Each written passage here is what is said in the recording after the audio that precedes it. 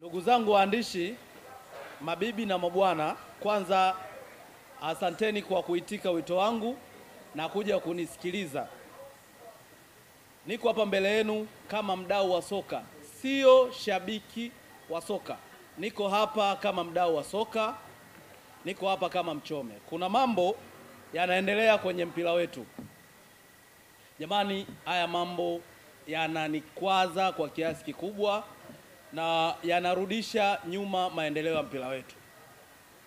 Kuna watu wamekuwa wanatumia platform ya mpira kama miongoni mwa njia za kutrendi bila kujali maoni na mawazo yanayowatoa yanaathiri kiasi gani mpira wa Tanzania. Pamekuwa kuna wanasiasa wanaingia kwenye soka letu bila kujali kwamba maoni wanayoyatoa yanaathiri kiasi gani wananchi, yanaathiri kiasi gani maendeleo ya mpira wetu. Kuna mwanasiasa mmoja ambaye kwa upande wangu ameumiza mioyo ya Watanzania wengi. Anaitwa Eliabariki Kingu. Nadhani waandishi tunamfahamu. Alikuwa na paka sasa ni mbunge wa Singida. Ni aina mwanasiasa ambaye ametumia platform ya mpira, ametumia platform ya utawala alionao kuumiza mioyo ya watu wengi. Mimi kama mdau wa mpira napenda nitumie fursa hii kumtaarifu Mheshimiwa Kingu kwamba njia aliyotumia kukosoa mamlaka amekosea. Mheshimiwa Kingu kupitia interview alizofanya imefikia hatua anakashifu mamlaka ikiwemo TFF kwa kuwaita wana mambo ya kipumbavu. Jamani, mambo ya kipumbavu, kipumbavu ipo kwenye kitenzi, imetokana na neno pumbavu. Pumbavu ni mtu asiyejielewa, pumbavu ni mtu asiyejifahamu.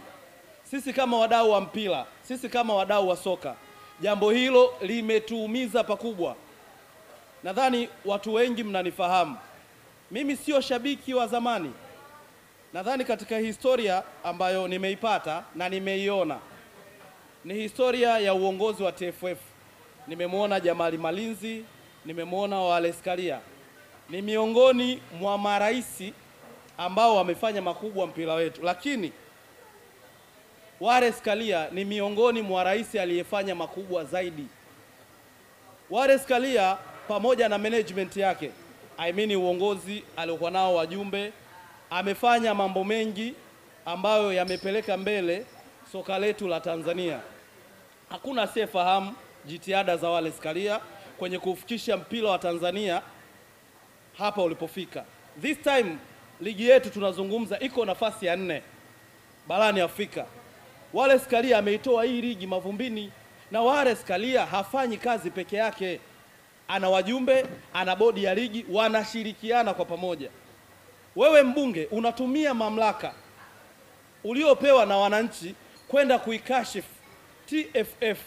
Sisi kama wadau wa soka imetuuma, na mimi kama mchome niko hapa kulikemea hilo tendo.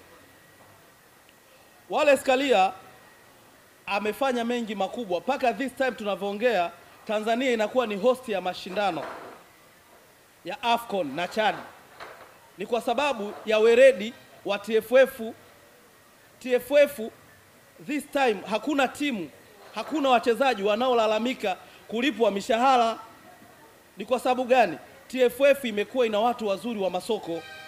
Wewe mbunge unakuja unawaambia TFF wana mambo ya kipumbavu, unawatukana.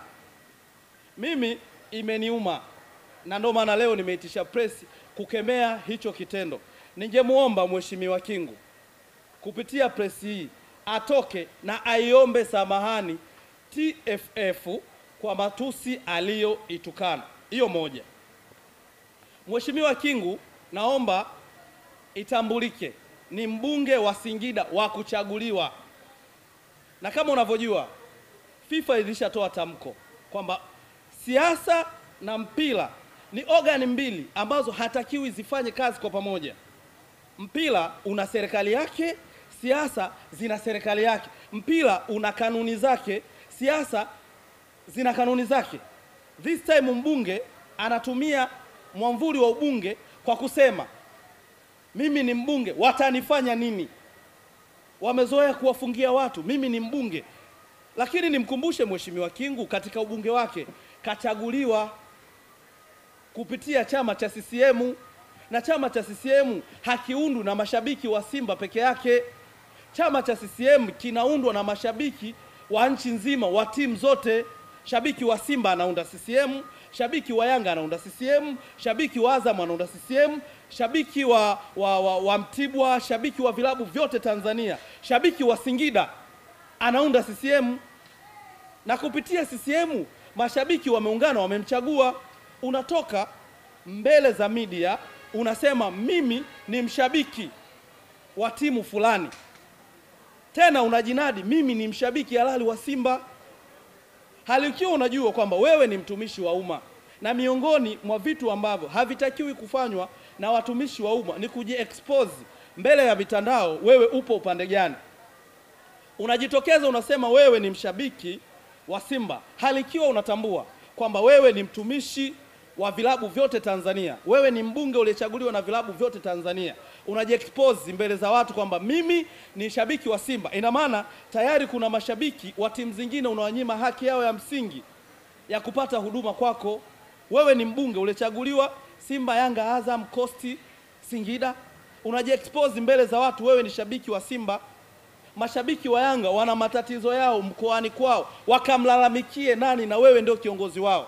Na wewe dhahiri shahiri unajua unapojiexpose mimi ni shabiki wa Simba, huwezi kuipenda mafanikio ya Yanga.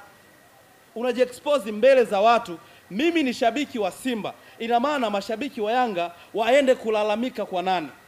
Wewe ni mbunge umechaguliwa, na mimi naamini kuna watu tuliokuweka hapo kwa kura zetu, kwa jasho zetu, tukapigana kwa pamoja, mashabiki wote tukakuweka hapo Kingu kuwa mbunge. Mimi naamini Kingu, utakapovua joho la ubunge ukaja kama shabiki, Kingu wewe ni shabiki mdogo sana kwenye mpira wa Tanzania. Na mimi nadhani platform zimekuhoji kwa sababu kwa joho la ujumbe la ubunge, la ubunge. Nipende kutumia fursa hii kumtaka tena Mheshimiwa Kingu atoke mbele za media, atoke mbele za watu, aombe radhi wananchi wa Singida, kawakosea pakubwa, kwa sababu kipindi anaomba kura hakujiexpose kwamba mimi ni shabiki wa Simba. Na nadhani kama angetumia hizi njia alizotumia sasa hivi, hakuna shabiki wa Yanga angempigia kura. Kwangu mimi, kwa mtazamo wangu, naona Mheshimiwa Kingu anaigawa Chama cha Mapinduzi, na ni kitu ambacho siwezi kuunga mkono. Namuonya kupitia online media, Mheshimiwa Kingu, chagua upande wa kusimama. Siasa na mpira ni vitu ambavyo havifungamani. Unajua kabisa FIFA washatoa tamko, siasa na mpira ni serikali zinazojiendesha kitofauti. Ukizingatia Tanzania, naweza nikatolea mfano, kuna marais wawili, kuna rais wa TFF, kuna rais mama yetu Samia Suluhu Hassan. Unakuja kugundua kwamba ni serikali mbili ambayo moja iko ndani ya mwenzake, lakini kila moja inajiendesha kivyake. Na ndio maana kwenye maamuzi serikali ya mama Samia haingilii kati, bali ina uwezo wa kuomba na kuchangia mawazo serikali ya TFF yaamue jambo. Kwa hiyo Mheshimiwa Kingu, umetukosea watu wa Singida, na tunakuomba utoke tena utuombe samahani. Imefikia hatua Mheshimiwa Kingu, wewe ni mbunge wa Singida. Mkoa unaotoka Mheshimiwa Kingu una timu ambayo ni Singida Black Stars.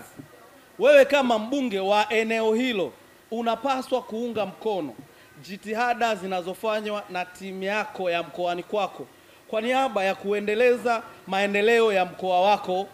Wewe unatoka uko Singida, Simba iko Dar es Salaam. Unasema wewe ni mbunge wa Singida lakini ni shabiki wa Simba ya Dar es Salaam, hali ikiwa mkoani kwako kuna timu. Kwangu haiko fair. And then mechi iliyosababisha wewe utukane mamlaka ni mechi ambayo shabiki wa Simba haikuhusu. Ni mechi ya Singida na Yanga, na Singida imechezesha wachezaji wake. Hajachukua mchezaji wa Yanga akavishwa jezi ya Singida akacheza. Hajachukuliwa mchezaji wa Singida B, yani vijana, akavishwa jezi akaenda kucheza mechi ya Yanga. Na licha ya hayo yote, ni lini tangu Singida imepanda kwenye ligi ya NBC imewahi kumfunga Simba na Yanga? Hadi this time mheshimiwa unatukana mamlaka, unatukana serikali yangu pendwa ya TFF, unawaona ni wapumbavu kwa ajili ya Singida kufungwa na Yanga. Singida akafungwa na Simba, ni mechi ambayo mpaka refa kila mmoja alimsema kutokana na maamuzi aliyochukua. Kocha wa Singida alitoka akalalamika kwa maamuzi ya refa. Sikukuona mheshimiwa Kingu kama shabiki wa Simba kutoka kuzungumza kusema kwamba kilichotokea, jamani refa katufeva, jamani refa kanyonga timu ya mkoa wangu. Ulikaa kimya. Lakini Singida akacheza na Yanga. Wewe shabiki wa Simba unawashwa wapi? Wapi pana kuuma? Singida ni lini kamfunga Yanga? Labda mimi sikumbuki vizuri, waandishi mnikumbushe. Sijawahi kuona hicho kitu kwenye historia ya Singida. Yanga this time unatoka unaishutumu kwamba upangaji wa matokeo ni dhahiri shahidi unaidhalilisha ligi ya Tanzania ambayo kuna watu wamepambana kuifikisha pale ilipofika. Mheshimiwa Kingu, mimi kama mdau wa soka na kuonya na ninakusihi sana, usijihusishe tena na masuala ya mpira. Uchague moja kati ya mpira ama siasa. Ndugu waandishi, kama mnakumbukumbu naweza katoa mfano kidogo. Simba tulienda kucheza na Dodoma Jiji. Ni aina ya mechi ambayo Simba tulipata penati ya mazonge. Penati ambayo wachambuzi wanamtumia refa aje kuchambua kwamba refa ndo anajua penati ilitokeaje. Lakini sikuwahi kumsikia mbunge wa Dodoma akitoka akishutumu Simba. Unataka kuniambia Dodoma viongozi wao sio mashabiki wa mpira? Wale ni mashabiki wa mpira. Sema ni viongozi wenye weledi. Anatambua kabisa mimi niko hapa madarakani, nimechaguliwa na shabiki wa Simba, nimechaguliwa na shabiki wa Yanga, nimechaguliwa na shabiki wa Azam, nimechaguliwa na shabiki wa Coast. Na ndio maana walinyamaza, wakaachia mamlaka ziamue. Kama mheshimiwa King unaamua kuwa shabiki, njoo. Utatukuta kina Mchome, tuko hapa.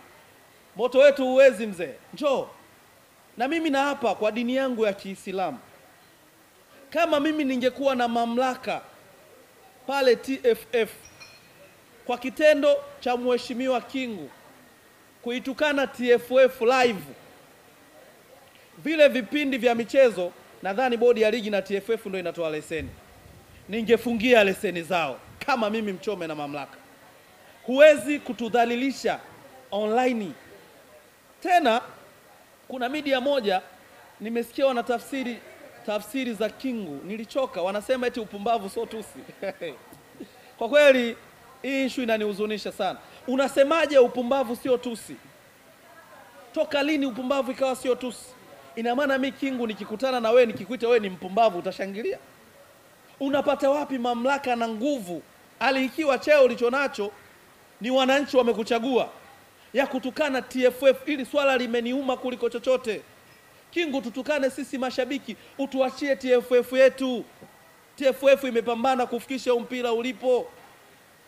Wakati huu unavyozungumza na nyie, wale Skalia anakaa na rais wa CAF wanapanga mipango ya AFCON. Rais wa CAF asikie TFF inaambiwa ina viongozi wasiokuwa na weledi. Wanajisikiaje? Sijapenda. Nitumie fursa hii kurudia mara nyingine tena, mheshimiwa Kingu, umeukosea mpira wa Tanzania. Ukitaka uishi kama zamani, toka uombe samahani. Na ukishindwa kuomba samahani, mimi Mchome nitaungana na wananchi kulipiga vita tabia yako. Kama ni ubunge ndo unakupa mamlaka ya kutukana TFF, kutukana timu zingine, kutukana watu wasiokuwa na hatia, kama sisi ndo tulikuweka madarakani, amini Kingu, tuna uwezo kukutoa. Kama ni sisi, haujateuliwa labda kusema na rais kwamba utakuwa mbunge wa viti maalum au spika wa bunge amekuteua, umechaguliwa na wananchi. Amini sisi tulokuweka tuna uwezo wa kukutoa. Ndugu waandishi, nimezungumza swala la Kingu kwa muda mrefu kwa sababu ni swala ambalo limeniumiza moyo wangu. Hilo ni jambo la kwanza. Jambo la pili lililosababisha niwaite hapa, ndugu waandishi, ni kunako swala la wachambuzi. Nadhani kila mmoja amekuwa anaona matendo na maneno ya wachambuzi. Mimi nadhani pia wachambuzi hadi wanapata mamlaka ya kuchambua kwenye redio, kwenye TV. Mimi nadhani kuna wahusika waliowafikisha pale. Vipindi vya redio this time vimekuwa kama vipindi vya taarabu. Ukisikiliza michezo ni michambo. Michezo imekuwa kama michambo. Ukimsikiliza mchambuzi unajiuliza, huyu mchambuzi anachambua au anaimba mashairi ya taarabu? Wachambuzi wamekuwa waimba taarabu. Wamekuwa hawaangalii maneno yao kiasi gani anaenda kutengeneza chuki mtaani. This time imekuwa shabiki wa Yanga ukienda kwenye mechi ya Simba unatolewa na wengine wanapigwa. Shabiki wa Simba akienda kwenye mechi ya Yanga anatolewa. Kwa sababu gani? Kwa sababu ya maneno ya waandishi. Waandishi wanatujaza chuki.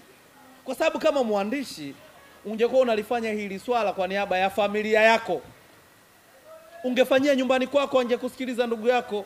Kama unatoka on air unakuja kutujaza sisi upumbavu, unakuja sisi kutujaza chuki mtaani, hali ikiwa sisi mashabiki wa Simba na Yanga, shabiki wa Azam na Singida, shabiki wa Coast, shabiki wa Namungo, mtaani tunaishi familia. Kuna mashabiki wameoana. Shabiki wa Simba kaoa shabiki wa Yanga, shabiki wa Yanga kaoa shabiki wa Simba, shabiki wa Azam kaoa shabiki wa Simba. Ina maana kuna familia imetengenezwa kupitia mpira. Mwandishi unatoka unaenda kutengeneza chuki kwa maslahi yako binafsi. Unaupeleka wapi mpira wa Tanzania? Naomba ili swala mamlaka inayohusika TFF na bodi ya ligi waliingilie kati. This time waandishi wa habari wamekuwa wanatumia platform za redio na TV kuexpose chuki zao, kwamba mimi nilienda kuomba nafasi kituo fulani cha timu, labda niwe meneja, niwe msemaji, wakaninyima, basi mimi nawachukia. Chuki zangu naenda kuwachonganisha ile timu na watu wengine. Sio sawa. Mpira wetu wa Tanzania hujafika huko. Kuna watu wamepambana kufikisha hii ligi ilipofika. Hakuna ligi duniani iliyowahi kupanda nafasi kama ligi na migogoro. Ndoto za mheshimiwa rais wa TFF Wallace Karia ni kuifikisha hii ligi nafasi ya kwanza Afrika. Kwa nini tunataka tukwamishe jitihada za rais wa TFF, jitihada za rais wa nchi Mama Samia Suluhu Hassan, kwa matakwa yako binafsi mchambuzi, kwa chuki zako binafsi? Kwa kuwa wewe ni meneja wa kipindi, kwa kuwa wewe ni mchambuzi mwenye followers wengi wa Instagram, unatumia platform ya redio kutukana mpira wa Tanzania. Sijapenda hichi kitendo. Naomba mamlaka ya TFF na bodi ya ligi iliangalia hili swala kwa jicho la pili. Linakwamisha mpira wetu wa Tanzania. Yaani tunavyozungumza na nyie ndugu waandishi wa habari, kuna wachambuzi wapo kwa niaba ya kugadi kwamba timu hii tutaisemea hivi vizuri, timu hii tutaisemea vibaya, hata kama wakifanya jambo zuri. Natoa mfano mdogo na utoa. Ally Kamwe kila anachofanya kwenye ligi ya Tanzania ni kosa. Kila anachofanya Ally Kamwe kwenye ligi ya Tanzania ni kosa, hata kama ni jambo jema. Anaambiwa ametoa kauli sio ya kimichezo, anaambiwa anatengeneza migogoro. Kwani hakuna kanuni ya kuwafungia vipindi vya redio ambavyo vinaanzisha migogoro? kwa mashabiki na wanachama wa timu. Nadhani jana mlikuwa waandishi, ni miongoni mwa watu mlioshare story ya Ahmed Ally. Anaifananisha Azam FC kama nzi wa chooni. Nadhani nzi wa chooni kila mmoja anamjua. Ni dharau kiasi gani aliyoonyesha kwenye mpira wa Tanzania. Ni dharau kiasi gani ameionyesha Azam Football Club. Anaifananisha na nzi wa chooni. Sikuona chapisho la mwandishi hata moja akikemea kile kitendo. Na ilionekana Ahmed Ally ameongea kauli ya kishujaa. Ni kwa sababu gani? Wanafaidika na kinachoendelea. Mimi nachokiomba kupitia press hii ni waombe wenye mamlaka wamwangalie Ahmed Ally kwa jicho la pili. Na kama wachambuzi mmeshindwa kumchambua msemaji wangu, mimi nipo, tazungumza. Nashukuru Mungu kanipa kipawa cha kuongea na uweredi mkubwa wa kufafanua mambo. Nitalifafanua. Kuwaita wenzako sawa na nzi wa chooni sio mfano mzuri, na wala sio kauli ya kimichezo. Naomba mamlaka kupitia bodi ya ligi na TFF waifanyie kazi kauli ya Ahmed Ally. Haina afya kwenye mpira wa Tanzania. Nikuombe msemaji wangu Ahmed Ally, umekuwa unatoa maneno mengi ya hovyo. Kwa kuwa hakuna anaye kushurutisha, hakuna ambaye anafuatilia mambo yako, umekuwa huru kuongea chochote unachojisikia kwenye ligi yetu. Kuwafananisha wenzako sawa na nzi ya chooni kwangu sio kauli ya kimichezo. Utoke Ahmed Ally kwa njia uliotumia kuwatukana Azam na kuwadhalilisha. Mimi kama mdau wa soka utumie njia hiyo hiyo kuwaomba samahani. Otherwise tutadili na wewe. Mimi ni shabiki. Kiukweli nina uwezo wa kumfungulia kesi TFF, nina uwezo wa kumfungulia bodi ya ligi kwa sababu sijafurahishwa na kauli zake, sio za kimichezo. Pili, kupitia kauli zake anatudhalilisha, kwa sababu unapokuwa msemaji wa timu unachokifanya inaonekana ni timu ndio imekutuma, kwa sababu wewe ni mwakilishi. Unataka kuniambia zile kauli za kipuuzi alizotoa Ahmed Ally za kuwafananisha wenzake sawa na nzi wa chooni ametumwa na watu? Timu ndio imemtuma afanye vile. Kwa hiyo mimi kama mdau wa mpira nimeona kitendo alichokifanya Ahmed Ally sio cha kiungwana na sio cha kistaarabu. Nitumie platformu hii kumwamuru waombe samahani. Ndugu waandishi,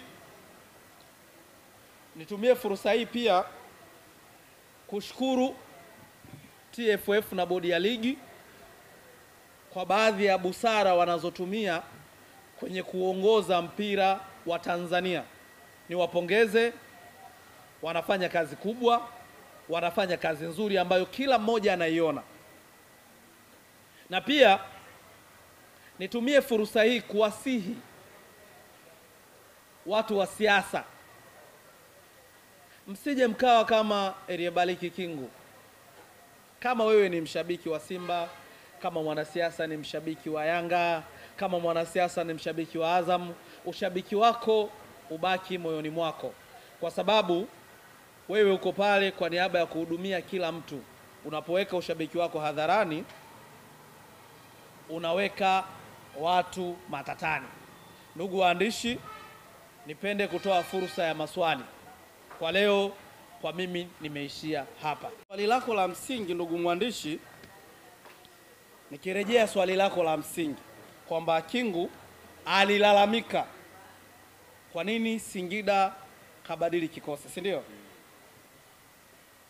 Kwangu mimi nilikuwa ni miongoni mwa watu waliofuatilia ule mchezo baina ya Singida na Yanga. Mimi nadhani hata ni kosa kisheria kumuingilia kocha kwenye maamuzi.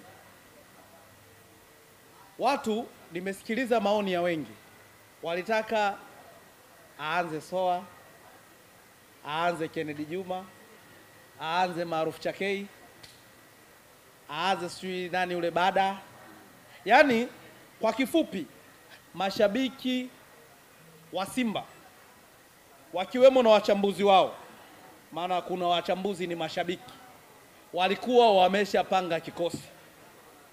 Na kitu ambacho nijazie nyama hapo, wachambuzi wa Tanzania wanabeti.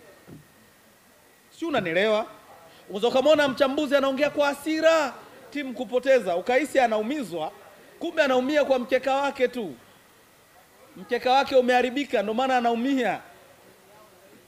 Ameanza kwenye kikosi cha Singida Black Star, ameanza top scorer wao Elvis Rupia. Mimi nadhani kwa wanaofuatilia mpira wanamuelewa Elvis Rupia ni forward wa aina gani. Ana goli 8 sawa na Ateba. Sawa. Ina maana siku kocha Fadu Davis akiamua kuanza na Ateba, asianze na Mukwala, kutakuwa kuna shida. Akiamua kuanza na Mukwala, asianze na Ateba, kutakuwa kuna shida. Kuna mechi Ateba amekaa benchi, ameanza Mukwala, tumezishuhudia. Ndugu zangu waandishi, hizi ni kauli za upotoshaji. Singida kasajili wachezaji 24 na kuendelea, maana kanuni inamruhusu kufanya hivyo, si ndio? Kwenye wale wachezaji waliosajiliwa, kuna mchezaji aliyepangwa kwamba wewe mchezaji utacheza mechi ya Yanga, wewe utacheza mechi ya JKT, wewe utacheza mechi ya Simba. Mimi nadhani kwenye usajili hicho kitu hakipo. Ni kocha anawaangalia wachezaji wake kwenye uwanja wa mazoezi, kwamba je, hawa wachezaji kwenye uwanja wa mazoezi wamenionyesha nini? Hawa wachezaji mlotaka waanze, unajua walimuonesha nini kocha kwenye uwanja wa mazoezi? Unajua Morris Chuku ana ubora kiasi gani kwenye ligi NBC? Morris Chuku amecheza kwenye ubora wake, amekuwa ni mfano mkubwa. Kazima vizuri namba 4, sio namba 5 ile kacheza. Kazima vizuri. Aina ya magoli waliofungwa Singida ni ubora wa washambuliaji wa Yanga. Singida alifungwa na Simba goli la kichwa. Ina maana kipindi Fabrice Ruamba Ngoma anapiga ile free header alikuwa peke yake, hakuwa hata na beki mmoja anayembugudha. Ina maana Singida kwenye marking ya kona hawako vizuri. Mimi nilidhani wachambuzi watatumia platform yao kumuelewesha kocha wa Singida kwamba kwenye uwanja wa mazoezi wachezaji wako kwenye upande wa marking, kwenye swala la kona ni wabovu. Kipindi Fabrice Ruamba Ngoma anapiga free header, Singida ilikuwa imetimia, si ndio? Wote ambao wachambuzi walitaka wacheza walicheza. Fabrice Ruamba Ngoma amepiga kichwa, yuko peke yake. Nendeni kaangalieni marejeo. Kuna mchambuzi aliyetoka akasema zone marking ya Singida ni mbovu. Kila mmoja alifurahia matokeo. Alafu ukiangalia goli alilofungwa na Yanga ni kosa lile lile kama alilofanya kwenye mechi ya Simba. Kafungwa goli la kichwa, tena Prince Dube yuko peke yake bila bugudha. Ina maana tayari Singida kwenye short pieces ni wabovu. Goli la kwanza kwenye mechi ya Yanga amefunga Clement Mzize. Inabidi tumsifu Wimara, ndiye top scorer. Clement Wared Mzize ndiye top scorer wa ligi NBC. Waandishi tuwe na heshima kwa kuwa ni Mtanzania, ndio maana tumheshimu. Amezifunga timu ngapi Wared Mzize? Tangu kwenye mashindano ya kafu hadi kwenye ligi amezifunga timu ngapi? Ni mchezaji mwenye kiwango bora kuliko wachezaji wengine kwenye namba yake, lakini wachambuzi hawalioni hilo. wanaona Clement Mzize kufunga Singida basi ni mipango ya kocha, Singida wameacha. Mimi kitu ninachowahusia, tarehe 8 sio mbali. Hicho kikosi ambacho mnahisi Singida kafungwa kwa kupanga, tarehe 8 sio mbali. Tutunze maneno. Nadhani ni aina ya mechi ambayo Yanga atakuja kuonesha kwamba Singida alikuwa na haki ya kufungwa. Lakini tukiangalia katika rekodi za miaka mitatu, minne, Yanga ni bora. Ametufunga mfululizo kama samaki. Huku anakula, anatugeuza, anakula na huku. Kama kuna timu ambao imeongoza timu kubwa kugawa utamu kwa Yanga, ni Simba. Imegawa utamu mara nyingi kwa Yanga. Inabidi tuwaheshimu na timu iliyocheza na Singida. Nadhani kwenye swali lako la msingi, kwa nini kikosi kimebadilishwa, nadhani nimekujibu. Na kikosi hakikubadilika 100%. Kuna wachezaji walianza pia ambao wanatumiwa na mwalimu. Kwa hiyo tuache makocha wafanye mambo yao. Tuache makocha waamue mambo yao. This time Simba kuna wachezaji wamekula ambao mwanzoni walishaini. Sijawahi kuona mwandishi anahoji kwa nini Debra Fernandez Mavambo anaingia sabu na ni mchezaji mzuri, kwa nini haanzi? Sijawahi kuona. Huwezi kuingilia mamlaka ya mwalimu, yeye ndo anajua anawaonaje kwenye kiwanja cha mazoezi. Hoja zao ni dhaifu.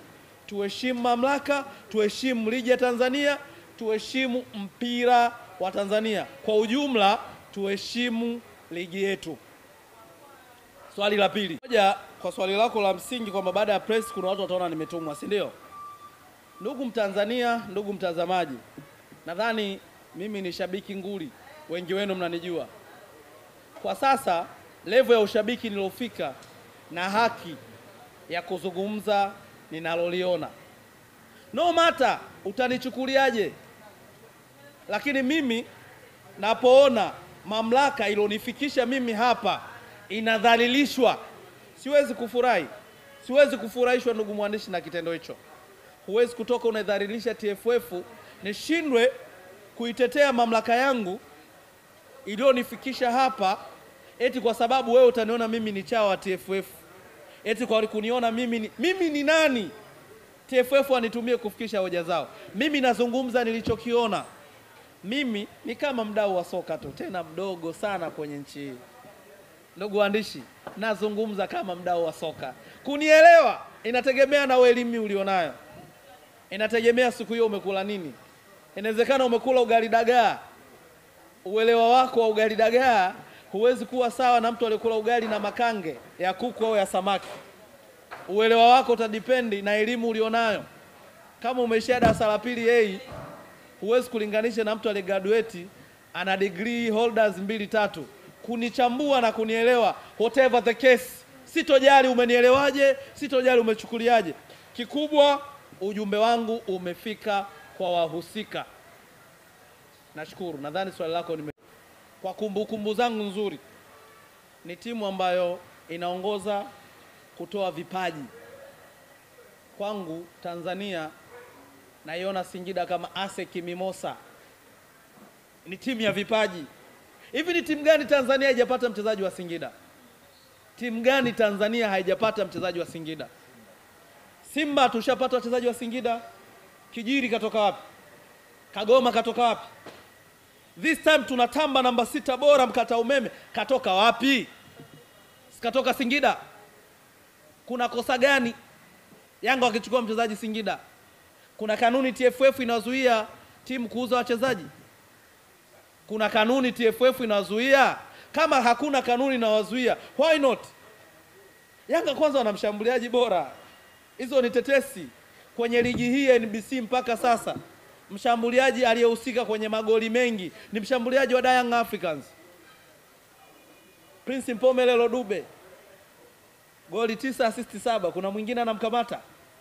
Kwa hiyo inapokuja swala la tetesi, tulijadili kama tetesi.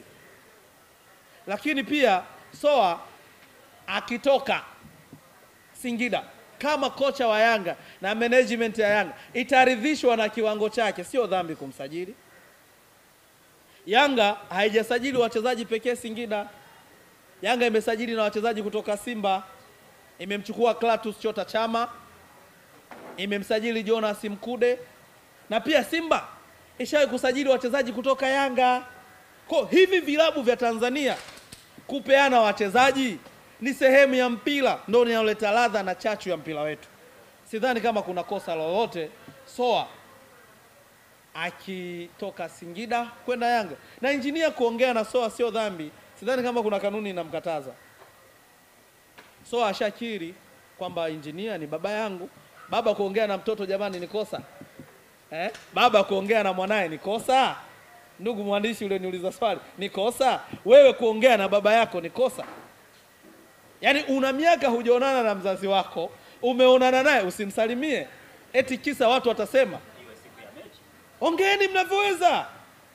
Lakini Singida hata wangeshusha malaika kutoka mbinguni, Yanga akitaka alama 3 hakuna kumzuia. I believe it. Aliyefanikiwa ni SM Alger. SM Alger ndio alifanikiwa kumnyima Yanga alama 3. Kwenye ligi hakuna. Yanga akitaka jambo lake likashindikana. Kwa hiyo nitumie fursa hii kuwashukuru waandishi wa habari kwa muda wenu. Naomba napowahitaji siku nyingine mfike, tuendelee kusapoti mpira wetu. Asanteni sana.